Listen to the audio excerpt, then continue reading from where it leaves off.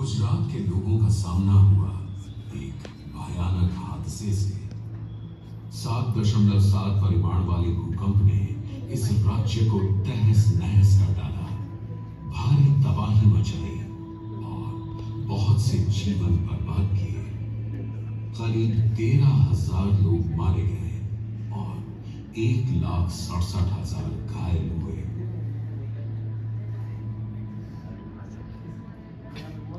ये कहानी बताती है कि कैसे सरकार ने सक्रियता से कदम उठाते हुए Gujarat state disaster management authority (GSDMA) का गठन किया। इस संस्था ने मुख्यतः लोगों के पुनर्वास के लिए सामाजिक और आर्थिक गतिविधियां की।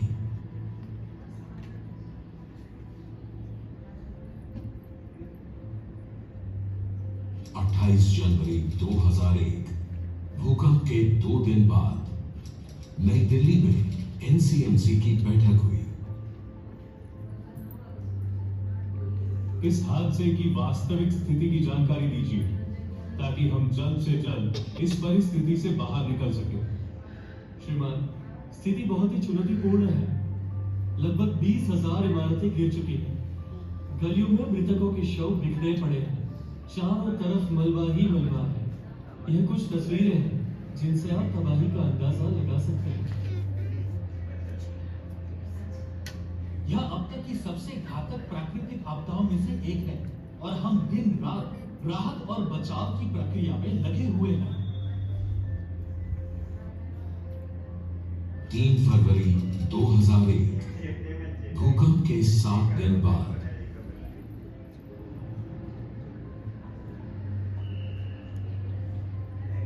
गुजरात में सहायता और पुनर्वास अभियान लगातार जारी थे।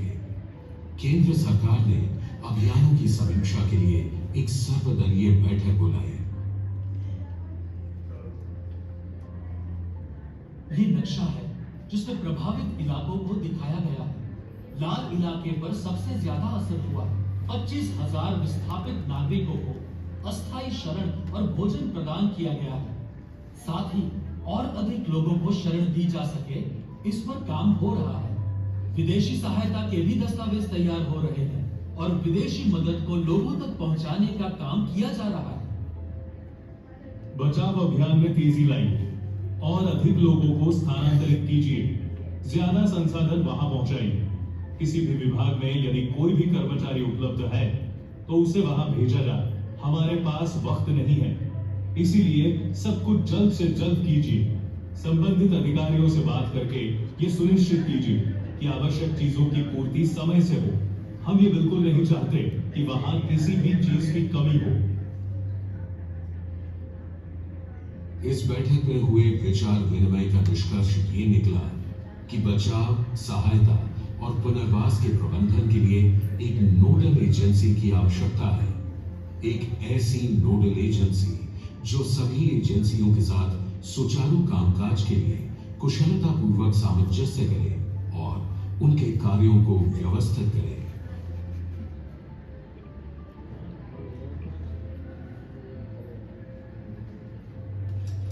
फरवरी 2001 भूकंप के 9 दिन बाद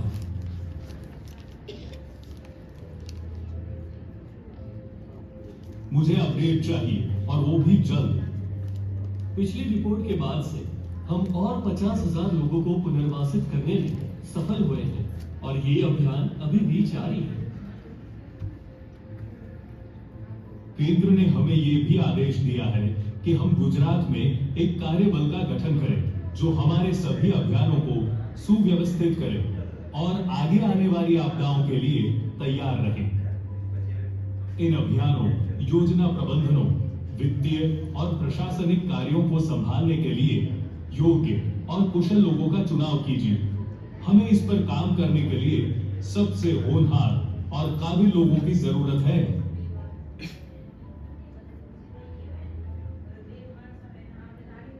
फरवरी 2001 को गुजरात सरकार ने आधिकारिक रूप से GSDMA का गठन किया, जिसका मुख्य काम गुजरात के पुनर्वास और पुनर्निर्माण में सहायता प्रदान करना था। गुजरात को वापस खड़ा करने में इस संस्था का अहम योगदान रहा। आज यह गुजरात सरकार का सबसे महत्वपूर्ण प्राधिकरण है, जिसमें बहुत ही प्रशिक्षित लोग काम करते हैं और सुनिश्चित करते हैं कि किसी भी आपात स्थिति में गुजरात के लोग सुरक्षित आए।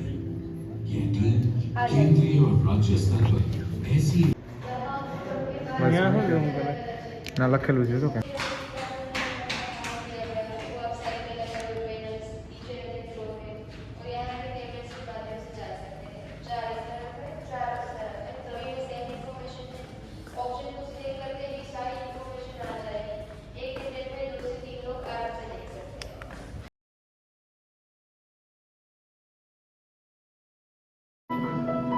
घर हमें सुरक्षा और अपनेपन की भावना देता है, लेकिन जब यही घर 2 मिनट में नष्ट हो जाए तो फिर कोई क्या करे। वो सुबह गुजरात के लिए सबसे गहरी रात से भी ज्यादा अंधकारमय थी, लेकिन लोगों ने साथ मिलकर अपने हौसले से गुजरात को राख के ढेर से फिर अमर पक्षी की तरह खड़ा कर दिया। कच्छ, भुज, बचाऊ, राबर और अंजार, जहां भी देखो सिर्फ निराशा में डूबे चेहरे थे। 3.5 करोड़ से ज्यादा लोग प्रभावित हुए थे। भुज में लगभग 6,356 और अंजार में लगभग 1,771 घर पूरी तरह ध्वस्त हो गए थे। इमारतें, स्कूल, अस्पताल बर्बाद हो गए। लोगों ने परिवार खो दिए। संचार और बिजली की लाइनें ठप थी। इस भारी नुकसान की भरपाई के लिए बहुत बड़े स्तर पर पुनर्निर्माण और राहत की जरूरत थी। कच्छ भूकंप के वो दिन देखे, हर तरफ सिर्फ मलबा ही मलबा, सब कुछ ध्वस्त हो गया।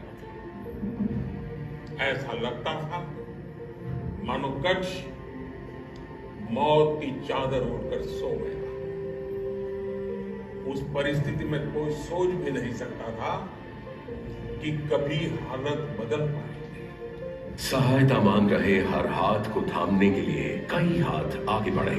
समाज के वर्ग, जात पात और धर्म के बंटवारों को भूलकर दुनिया भर में रहने वाले भारतीयों ने इस प्राकृतिक विनाश के घावों को भरने में मदद की। मजदूर, ट्रक चालक, किसान, विद्यार्थी गुट, हमारे सुरक्षा बल, डॉक्टर और नर्सिंग कर्मचारी, राज्य सरकार के सभी विभाग, नगर योजनाकार, वास्तुकार, वैज्ञानिक, गैर सरकारी संघ, संयुक्त राष्ट्र संघ, विश्व बैंक, राजनीतिज्ञ सभी इस राहत कार्य में जुट गए और इस आपदा के जख्मों पर मरहम लगाने की कोशिश में शामिल हो गए। અર્થક્વેકના 2-3 મહિના પછી અમારા થોડાક એક્શન પોઈન્ટ્સ ચાલુ થઈ ગયા હતા કે ઇમ્પેક્ટ અસેસમેન્ટ થઈ ગયું હતું અને એકચ્યુઅલી પહેલેથી અમે ફૂડ પેકેટ્સ અને તાલપત્રી બધાને પહોંચાડી હતી અને ગામે ગામે જે અસેસમેન્ટ થયું હતું સો વી ન્યુ કે કામ ક્યાં આપવાનું છે અને એડિશનલ રિલીફ બી ક્યાં ક્યાં આપવી પડશે એ 3 મહિનામાં ચાલુ થઈ ગઈ હતી। लाखों लोगों को तंबुओं से अस्थायी आश्रयों में भेजा गया।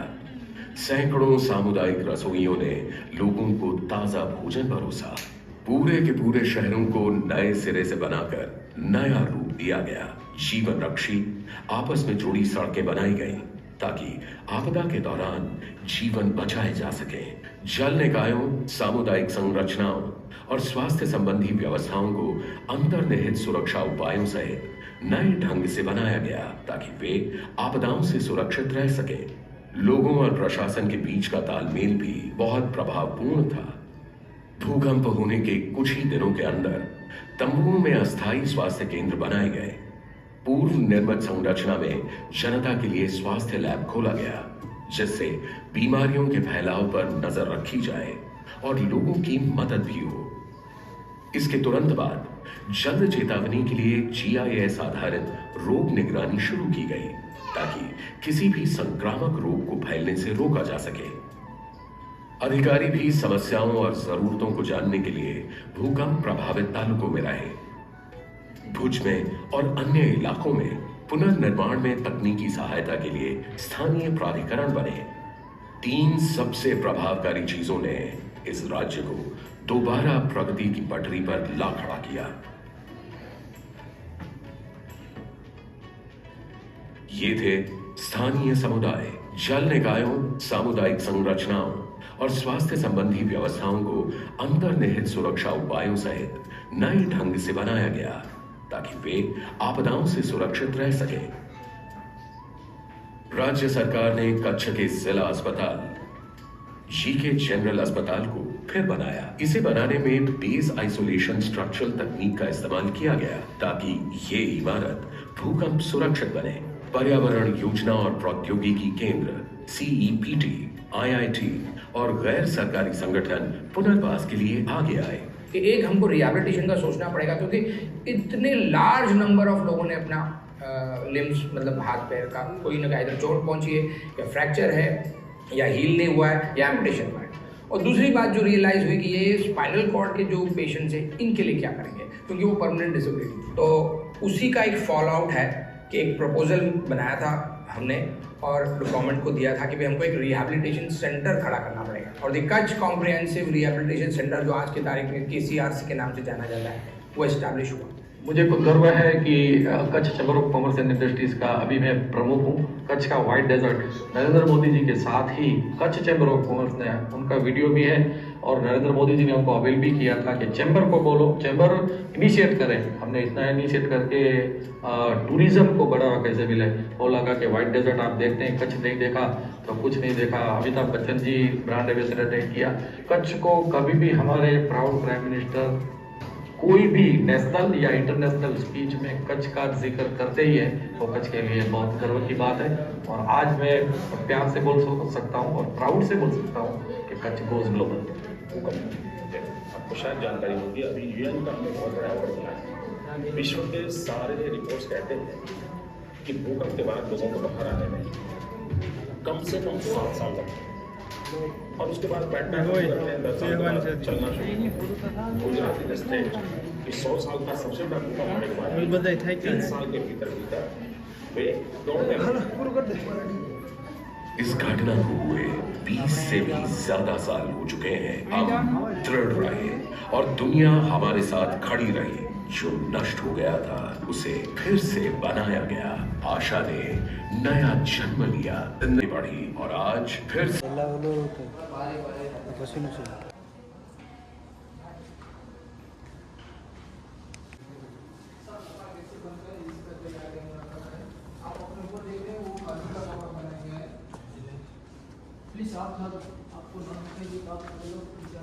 पीछे से अच्छा दिखेगा आपको, पीछे चले जाओ।